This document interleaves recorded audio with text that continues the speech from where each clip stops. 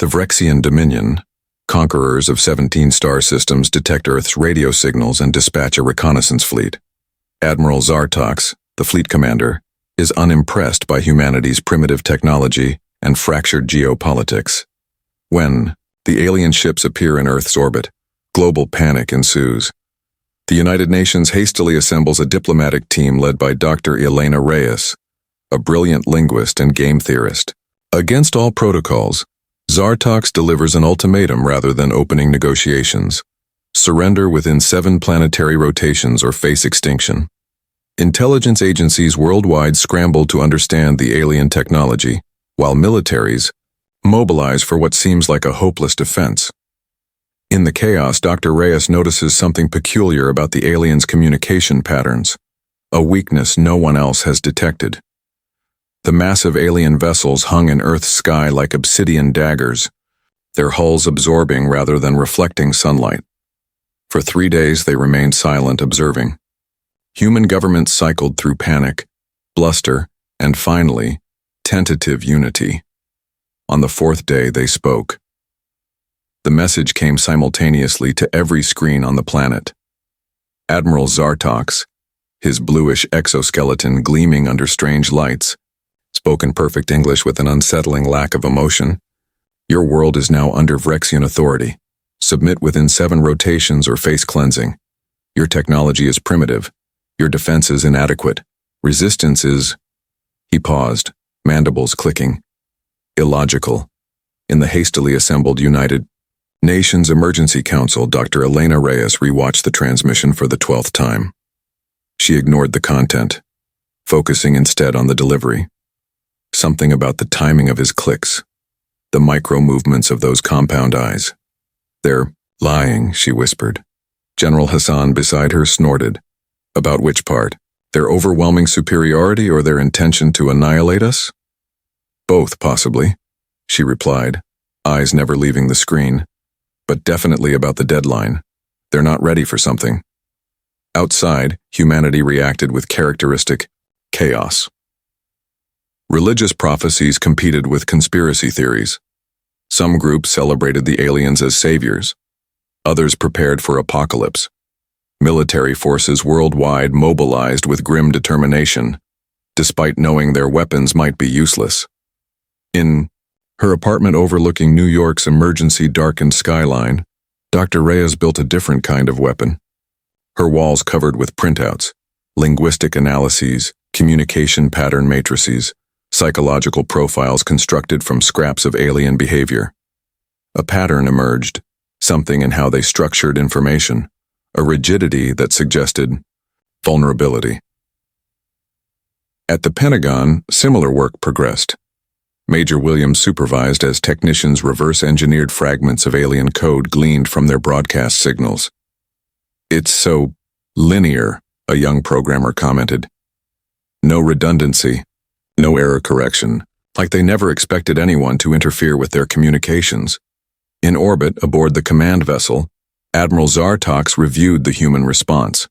Their military movements were erratic, their diplomatic messages inconsistent. Primitive. Indeed, he noted to his second-in-command, yet concerning. The Hive tacticians predicted 78% probability of immediate surrender negotiations. His second clicked uneasily.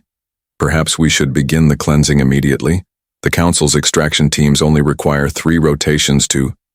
We follow protocol, Zartox interrupted. 7 rotations, then we cleanse. He turned away, mandibles twitching slightly. The Vrexian equivalent of doubt.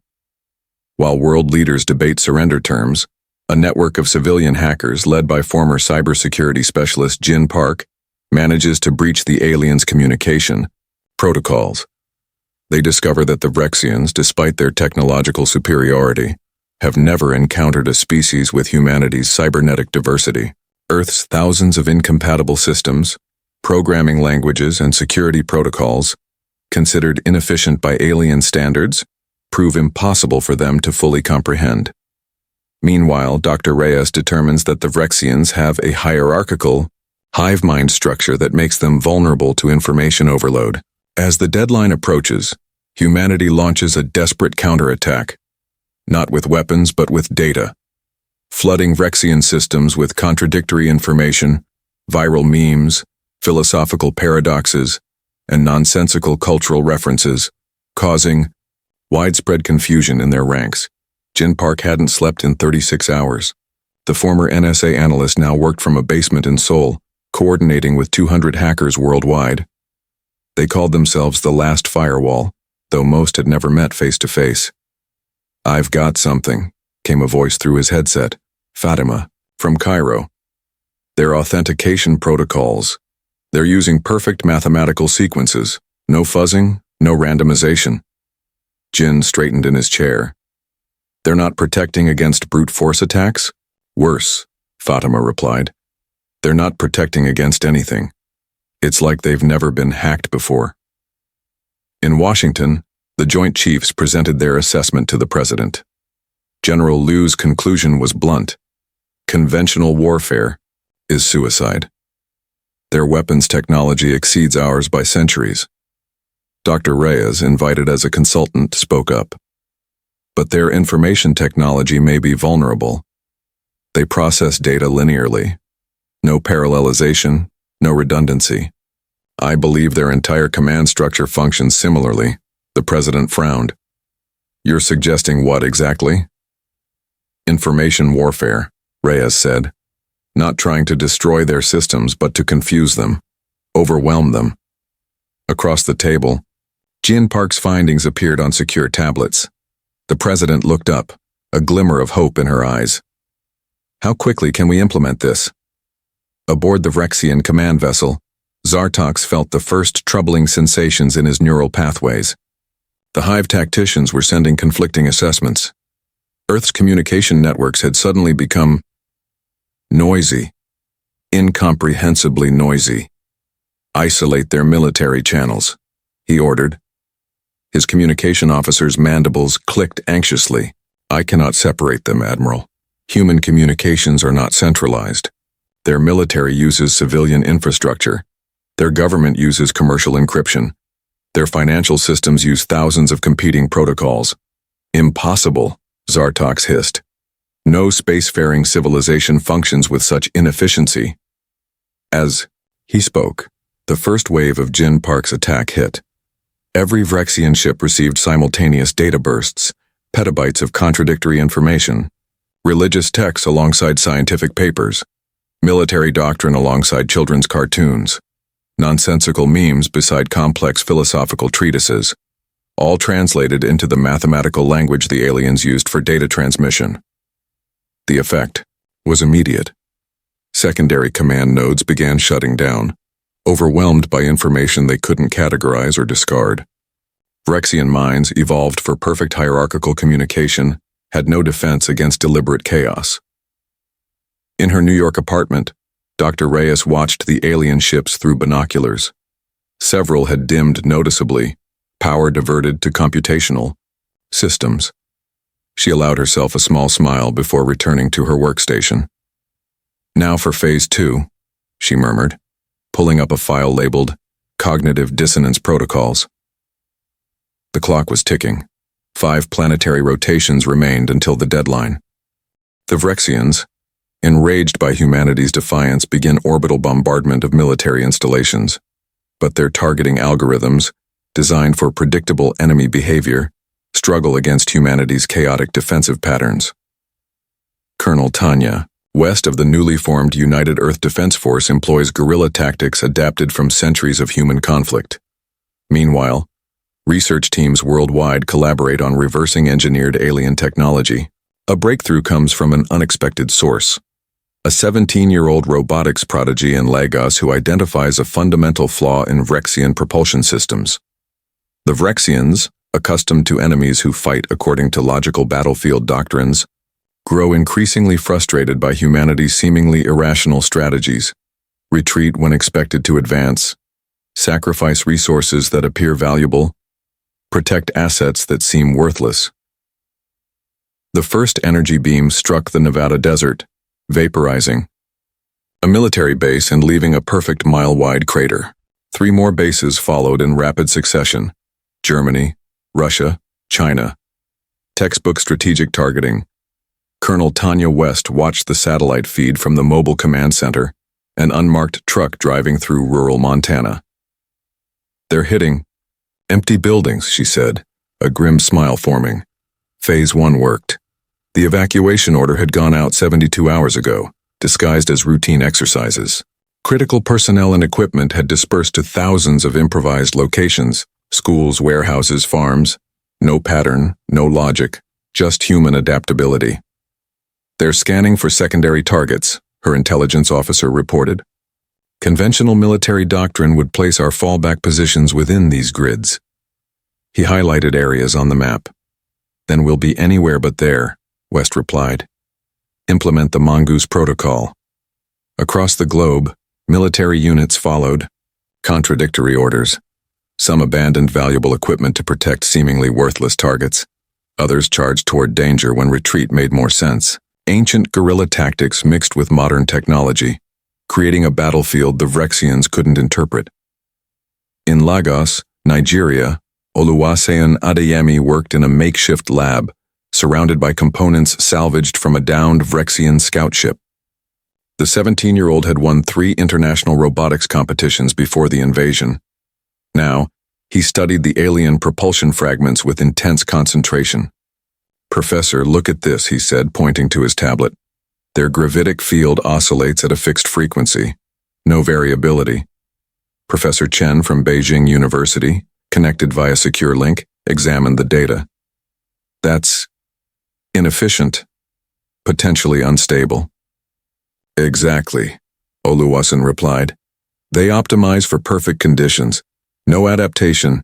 If we generate a counter-resonance field at precisely 1.3 times their frequency, the entire system would cascade into failure," Chen finished, eyes widening. "Outstanding work." In orbit, Admiral Zartox faced increasing pressure from the Dominion Council. 6 planetary rotations had passed. His officers reported bewildering human behavior. Military units abandoning defensible positions, civilians continuing daily routines despite bombardment, critical infrastructure seemingly scattered at random. Their response defies all tactical modeling, his chief strategist admitted. The Hive tacticians cannot predict their next actions. "Impossible," Zartox hissed. "They're a pre-space civilization. Their strategies should be primitive, predictable." An alert sounded. One of their destroyer-class vessels was reporting propulsion anomalies. Then another. Soon 5 ships were experiencing cascading failures in their gravitic drives. "Impossible," Zartox repeated, but with less conviction. For the first time in his long military career, he felt something alien to Vrexian minds. Doubt that bordered on fear. On Earth, Colonel West received Oluwaseun's breakthrough with cautious optimism. "It's time for counteroffensive preparations," she told her staff. "And get me Dr. Reyes. I need to know if the Vrexians understand the concept of surrender." Zartox, disturbed by the invasion's lack of progress, consults the Dominion's vast database of conquered species. None show the adaptability of humans. The Vrexians begin to study human history, trying to understand how a species that constantly wars with itself could suddenly unite against an external threat. They're particularly baffled by humanity's cultural diversity. How can a species with thousands of languages, religions, and cultural practices function as a unified force?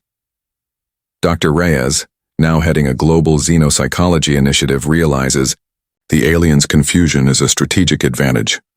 Jin Park's hacker collective manages to implant a virus in the Vrexian information network, feeding them exaggerated accounts of human unpredictability and resilience. Meanwhile, in laboratories across Earth, scientists begin to understand the biochemical basis of Vrexian cognition and its limitations. Admiral Zartox floated in the query chamber, surrounded by holographic displays of human history. The invasion deadline had passed, yet Earth remained undefeated. The Dominion Council demanded explanations. "Show me again," he commanded. Human conflicts over the past century. Images flickered. Trenches filled with mud and bodies. Mushroom, clouds rising over cities, jungle warfare, urban terrorism, digital attacks. Humans fighting humans with savage creativity. Now show current human resistance activities. The display shifted to present-day scenes. former enemies sharing intelligence, rival nations coordinating defense grids, scientists from hostile countries collaborating on Vrexian technology analysis. Incomprehensible, Zartox muttered. The predictive models failed to account for this in transformation. His cultural analyst, a specialist in conquered civilizations, clicked her mandibles nervously. Admiral, humans appear to possess a unique trait. They maintain their internal divisions while simultaneously unifying against external threats. It appears contradictory, yet efficient. Meanwhile, in the repurposed United Nations building, Dr. Reyes presented her findings to the Emergency Security Council. The Vrexians come from a hive-origin species, she explained. They evolved from collective organisms into individuals, but retained their hierarchical instincts. They value consistency, predictability, and uniformity. So our messy, contradictory cultures confuse them, the French representative concluded. More than confuse. They fundamentally cannot process it, Reyes replied. Their neural structures reject contradictory information rather than integrating it. Human cognitive flexibility is our greatest weapon. Across the city, Jin Park directed the most audacious hack in human history. His team had finally breached the Vrexian historical database, not to steal information but to plant it. Upload the modified historical files, he ordered. Emphasize the Spartans at Thermopylae, the winter war with Finland, Vietnam, Afghanistan, every asymmetric conflict where the underdog prevailed through adaptation. Also including the embellished accounts of human biological resilience, his deputy asked. Jin nodded. Everything. Let them think we're practically unkillable. In underground laboratories, scientists examined tissue samples from fallen Vrexian soldiers. Dr. Nakamura in Tokyo made the critical discovery. Vrexian brains contained no neuroplasticity mechanisms. Once formed, their neural pathways remained fixed. They literally cannot change their minds, she told her colleagues in a global conference call. Their intelligence is vast but static. They cannot improvise beyond their programming. Colonel Hay West received this information with satisfaction. So they're predictable. Good. On his command ship, Admiral Zartox reached a disturbing conclusion. In 17 previous conquests, the Dominion had never encountered a species that thrived on chaos rather than order. For the first time, he composed a message to the Council suggesting a strategic reassessment. The response came swiftly. Request. Denied. Increase cleansing intensity. Deploy bioweapons. Zartox stared at the message, experiencing another unfamiliar sensation. The first glimmerings of doubt about the Dominion itself. 3 months into the invasion, humanity launches its first major offensive. Using reverse-engineered technology and exploiting the Vrexians' psychological weaknesses, Earth forces managed to capture a small alien scout ship intact. The vessel provides invaluable intelligence and becomes humanity's first interstellar-capable craft. Colonel West leads a daring mission to deploy quantum-entangled communication devices on Vrexian vessels, giving Earth real-time intelligence on enemy movements. The Vrexians, whose strategy has always relied on information superiority, find themselves increasingly outmaneuvered by human forces operating on decentralized command structures. Zartox, facing unprecedented losses, requests reinforcements from the Dominion Council. In response, the Council demands to know how a pre-FTL civilization could pose such resistance. For the first time in its 4,000-year history, the Vrexian Dominion faces the possibility of defeat. The modified F-35s approached the Vrexian scout ship at treetop level, their engines retrofitted with resonance dampeners based on Oluwase's designs. Operation Trojan Horse was underway. Target in sight, Major Rodriguez reported. Electromagnetic signature shows minimal crew complement. They're not expecting us. Colonel West's voice crackled over the secure channel. Remember, we need that ship intact. Use only the localized EMP weapons, no conventional ordnance. The strike was textbook perfection, 12 minutes from initial engagement to the scout ship's controlled crash landing in the Australian outback. Within hours, human engineers swarmed over the vessel, the first intact Vrexian craft in their possession. Dr. Reyes supervised the information extraction team. Focus on navigation systems and communication protocols, she instructed. And download everything from their tactical database. The ship's neural interface resisted standard hacking approaches until Jin Park implemented an unorthodox solution, feeding it contradictory commands simultaneously through multiple access points. The alien system, unable to process the inconsistencies, defaulted to an administrative mode that granted full access. We hit the jackpot, Jin announced as data flooded their secure servers. Complete star charts, Dominion fleet positions, and his eyes widened. Technical specifications for their quantum entanglement communicators. Professor Chen, examining the propulsion system with Oluwaseun, made an equally significant discovery. The gravitational drive can be modified for human use. We could have a functioning FTL vessel within weeks. Colonel West didn't waste time on celebration. Begin Operation Lighthouse immediately. I want quantum entanglement devices ready for deployment within 72 hours. Aboard his command ship, Admiral Zartox received the news of the lost. Scout with uncharacteristic rage. How is this possible? Their aircraft should not be able to approach undetected. His tactical officer quivered visibly. The humans have implemented some form of our resonance technology. And Admiral, we've detected unusual activity in our communication networks. We believe they may have accessed the quantum frequencies.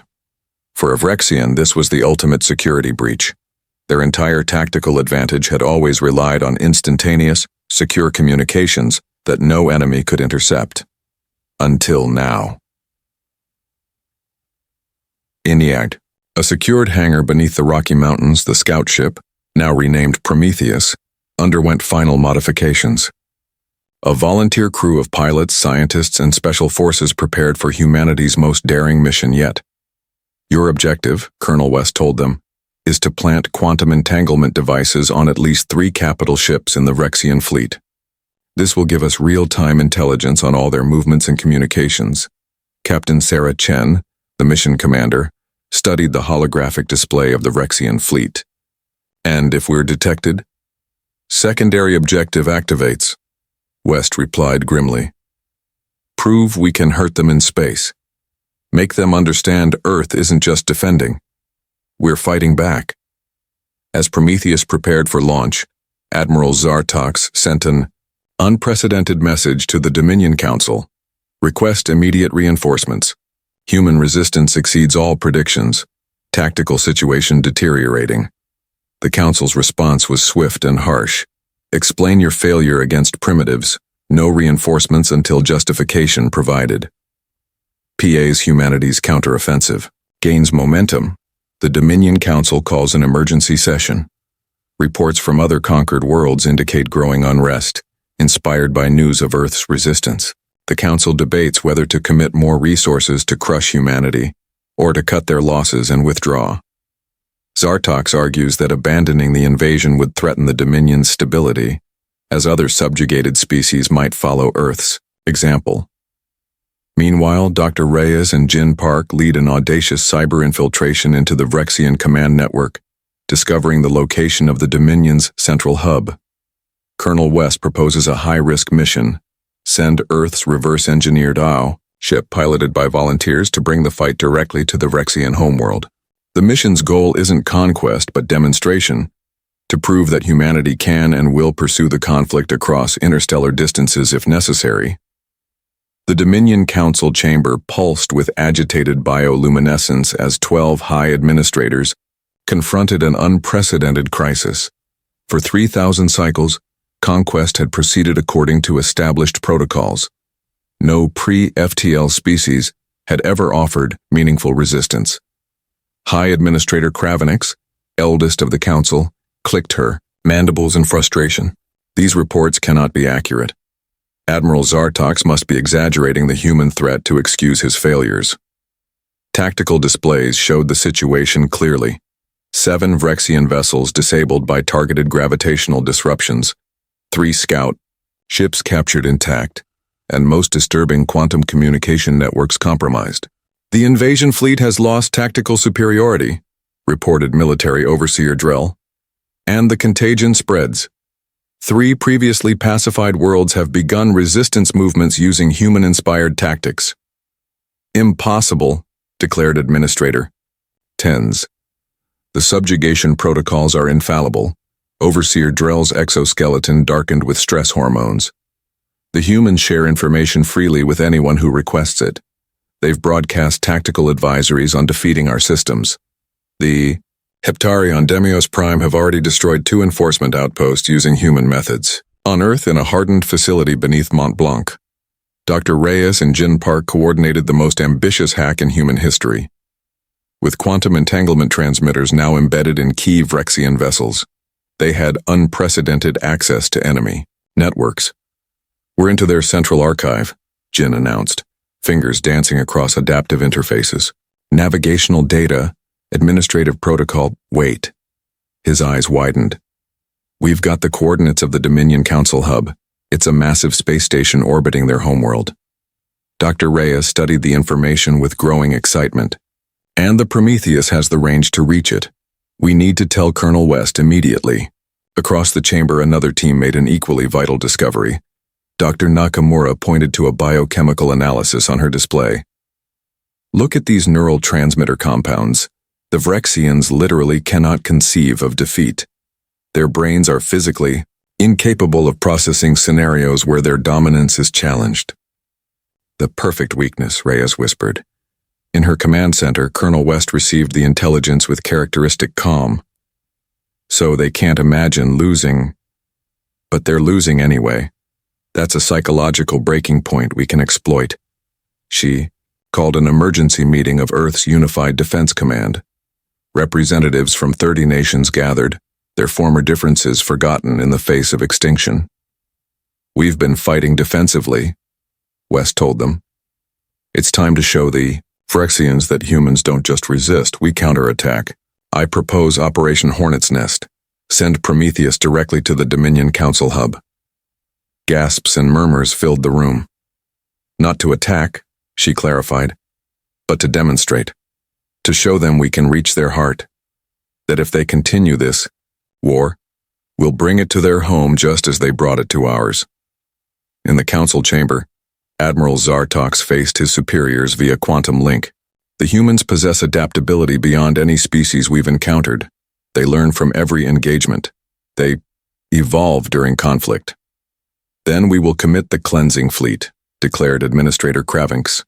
Sterilize their world completely.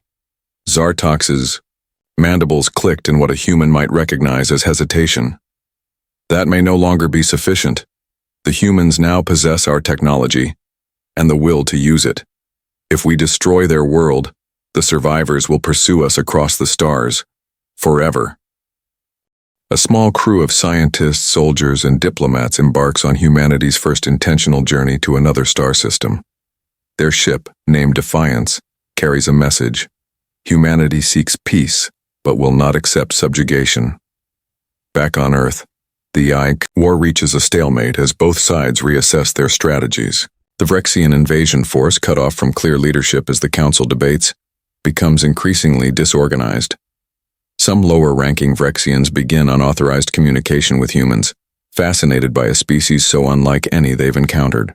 These interactions reveal that the Dominion's control relies on rigid information hierarchies, something fundamentally at odds with human society's chaotic information sharing. As Defiance approaches Vrexian space, Dr. Reyes prepares for the most important diplomatic mission in human history, armed with a profound understanding of Vrexian psychology and a daring proposal. The Prometheus, rechristened Defiance for its historic mission, hummed with tension as its human crew made final preparations. Captain Chen reviewed the navigation coordinates one last time. The quantum data had led them to a star system 47 light-years from Earth. Without the reverse-engineered Vrexian drive, the journey would have taken centuries. Final systems, check complete, reported Commander Jackson from engineering. Gravitational drive is stable. We're ready for departure. Dr. Reyes, chosen as the mission's diplomatic lead, secured her personal items in her small cabin. Among them, a data crystal containing humanity's message to the Dominion Council, Not surrender terms, but a proposal unlike anything the Vrexians had encountered in their conquest history. "We are making a terrible mistake," Admiral Zartox told his command staff as the Earth vessel disappeared from their sensors. "The Council underestimates these humans." His second-in-command clicked nervously. "The vessel cannot possibly reach the hub. Our defense grid will destroy it." "Will it?" Zartox questioned. "The humans have already adapted our propulsion, our communications, our weapons. What else have they learned that we don't yet know?" On Earth, Colonel West coordinated the ground war from a new position each day, never staying in one location more than 12 hours. The Vrexian bombardment had become sporadic, uncoordinated. Intelligence suggested confusion in their command structure. "Their ships are operating independently," reported Major Rodriguez during the daily briefing. "No coordinated strategies. Some aren't responding to central commands at all." "Jin's team has detected unusual communication patterns," added Intelligence Officer Captain Nwosu. "Some Vrexian officers appear to be directly contacting human frequencies. Not attacking, talking." One such conversation had been especially revealing. A Vrexian sub-commander, identifying herself as Mekra, had contacted a human outpost with a simple question: "How do you function without central direction?" The ensuing dialogue revealed fractures in Vrexian society that Dr. Reyes had only theorized about. Lower caste Vrexians, it seemed, were not universally committed to the Dominion's conquest mandate. "Record everything," West ordered. This could be crucial for Dr. Reyes's mission. Aboard the Defiance, 16 days into their journey, the crew prepared for arrival. The ship's sensors detected the massive orbital structure that housed the Dominion Council, a construct larger than Earth's moon, pulsing with energy signatures. "Multiple defense platforms detecting us," warned Tactical Officer Lieutenant Patel. "Weapon systems charging." Captain Chen opened a channel. "Transmit Dr. Reyes's message on all frequencies simultaneously, using their own quantum protocols." The message began with a shocking demonstration, complete schematics of the Council hub itself, proving Earth's intelligence penetration. Then, a simple statement: "We come not to destroy but to communicate. The Dominion has never encountered a species like humanity. We offer not submission but partnership. Your choice is simple: endless war with a species that will never yield, or a new paradigm that will strengthen the Dominion itself." As the message transmitted, the defense platforms held fire, confused by communications coming through supposedly secure channels. The Defiance approached unchallenged, completing a journey that would forever change two civilizations. The Defiance arrives at the Vrexian central hub during a full council session. Instead of attacking, they broadcast their message simultaneously on all frequencies, bypassing the hierarchical communication protocols. Dr. Reyes presents evidence that the Dominion's conquest model is fundamentally inefficient. Diversity and adaptability, humanity's greatest strengths, could transform the Dominion into something greater than a mere empire. Some council members, already concerned about the sustainability of endless conquest, are receptive. Others call for the immediate destruction of the human vessel. The debate is interrupted by reports of coordinated uprisings across multiple, conquered worlds, all using tactics learned from observing Earth's resistance. In a historic decision, the Council agrees to unprecedented terms. Earth will remain independent, serving as a neutral meeting ground for a new galactic forum where all species, including former Dominion subjects, have equal voice. As the war ends, humanity begins the work of integrating alien technology while maintaining their unique diversity. The final scene shows a Vrexian delegation arriving at the United Nations, no longer as conquerors, but as diplomatic equals, grudgingly respectful of the species that taught the galaxy that true strength lies not in uniformity, but in the chaotic, beautiful diversity that defines humanity. The council chamber fell silent as the human transmission reached its conclusion. 12 high administrators, representing the oldest and most powerful lineages of Vrexian society, watched in disbelief as Dr. Reyes's presentation methodically dismantled 4 millennia of conquest philosophy. Her data was irrefutable, statistical, Models showing the diminishing returns of the Dominion's expansion, resource allocations revealing unsustainable military expenditures, and most damning, evidence that conquered worlds became less productive over time, not more. The Conquest model fails because it eliminates diversity, Dr. Reyes concluded. And diversity is the engine of adaptation. Without it, your Dominion will eventually collapse under its own weight. High Administrator Kravinks, her carapace dulled. With age raised a gnarled limb. Destruction of the human vessel. Immediate sterilization of Earth. This contagion must be contained. But younger Administrator Veltor clicked in disagreement. The humans have penetrated our most secure networks. They stand before us having traversed interstellar space in an adapted version of our own technology. If we destroy them, we validate their argument about our inability to adapt.